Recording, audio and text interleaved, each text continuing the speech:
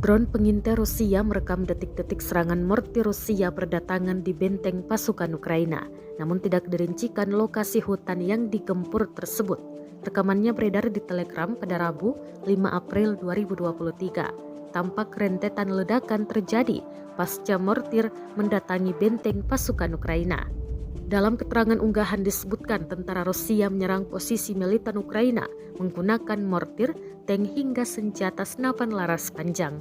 Serangan pasukan Rusia mencairkan salju di benteng angkatan bersenjata Ukraina, jelas narasi unggahan. Tidak dirincikan total pasukan Ukraina yang dieliminir dalam serangan kali ini. Kendati demikian, rekamannya telah menuai berbagai komentar dari warganet.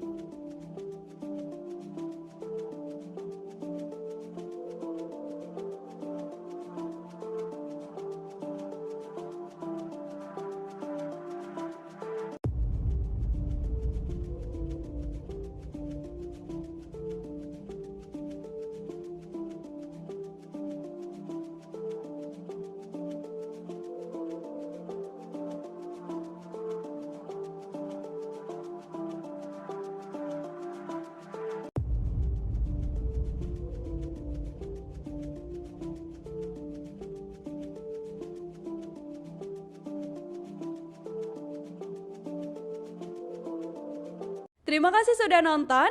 Jangan lupa like, subscribe, dan share ya.